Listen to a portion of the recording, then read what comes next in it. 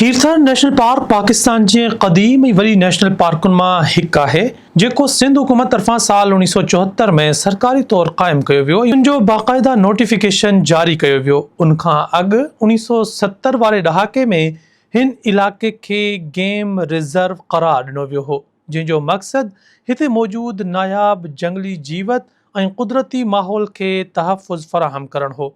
ही national park लॻभॻि 3132 चौरस किलोमीटर एराज़ी ते पखिड़ियल आहे, जेको ज़िले जामशोरे खां शुरू थी कराची जे ज़िले मलीर ताईं फैलियल आहे। बुलंद जबलनि, सरसब्ज़ माथिरियुनि, क़ुदरती चश्मनि, ख़ूबसूरत वादियुनि ऐं मुनफ़रिद हयातियाती तनोउ सबबि खीरथर नेशनल पार्क खे पाकिस्तान जे अहम क़ुदरती विरसनि मां शुमार कयो वञे थो।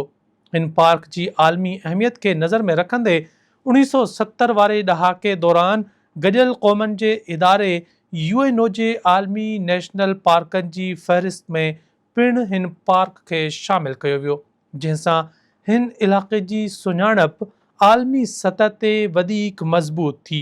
खीरथर नेशनल पार्क जो बुनियादी मक़सदु नायाब नस्लनि जे जानवरनि, पखियुनि, वणनि, ॿूटनि ऐं क़ुदरती माहौल खे महफ़ूज़ बणाइणु आहे, जीअं माहौलियाती तवाज़ुन बरक़रार रहे ऐं ईंदड़ नस्लूं बि हिन क़ुदरती ख़ज़ाने मां फ़ाइदो हासिल करे सघनि।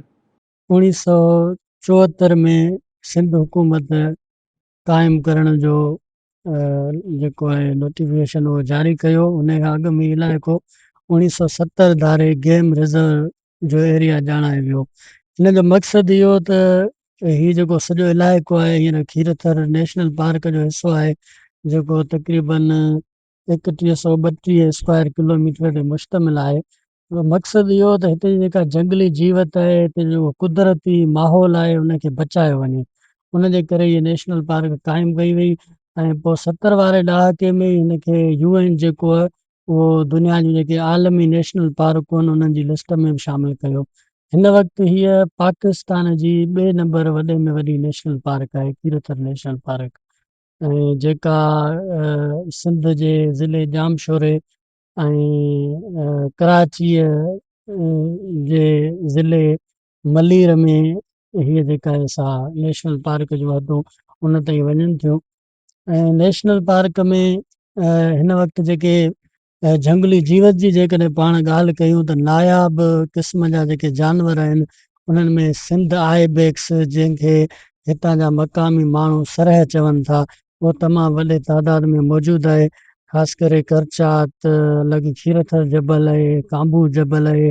जानवर असांजे तक़रीबन मुख़्तलिफ़ खूनखार अहिड़ा हराम जानवर बि आहिनि, पर असांजे मेन 3 क़िस्म जा जानवर जीअं आइबेक्स जंहिंखे असीं सरह चवंदा आहियूं, ऐं हरण ऐं उड़ियाल जंहिंखे असीं गॾु चवंदा आहियूं, उहे मेन असांजा नायाब जानवर आहिनि जेके तक़रीबन 17,000 जे लॻभॻि असांजे नेशनल पार्क में आहिनि। हिते डूटिया जानवर हिते रहंदा, हरण, सरह, गॾु पंहिंजो गिदड़, लोंबड़ इहे रहंदा आहिनि, बघड़, आतार सभु आहिनि, पर बघड़ जेको आहे सो रोल जानवर, कॾहिं किथे तितर, बाटेरो, कबूतर, बांग सभु आहिनि, झिरकिया, नंढा नंढा पखी सभु रहनि था हिते। ये पुठियां बैक साइड में जेको खीरथर नेशनल पार्क नज़र अचे थी, इन में तक़रीबन सिंध आइबेक्स मुंहिंजे अंदाज़े में लॻभॻि 20 खां 25,000 तादाद सिंध आइबेक्स आहे। ऐं हेठि जेको मैदान आहे हुनमें झुनकार आहे, जीअं हुनखे हरण करे चवनि, उहो रहंदड़ आहे खीरथर नेशनल पार्क में। हुते गॾु हुनखे उड़ियाल करे चवंदा आहियूं, उहो बि माशाअल्लाह अलहमदुलिल्लाह हींअर तक़रीबन 10,000 खां वठी 15,000 ताईं मौजूदु आहिनि। जानवरनि जा मुख़्तलिफ़ जॻहियूं आहिनि।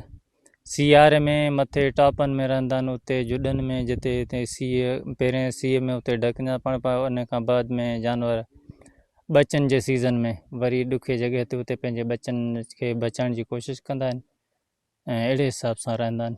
पंहिंजो गर्मियुनि में वरी उहो मथे टाप ते कंहिं खुलियल मैदान में उते हूंदा आहिनि हवा जे करे। खीरथर नेशनल पार्क सिर्फ़ु हिकु महफ़ूज़ इलाइक़ो न, पर सिंध जी क़ुदरती सूंह, हयातियाती तनोउ, माहौलियाती तवाज़ुन ऐं क़ौमी विरसे जी अलामत आहे।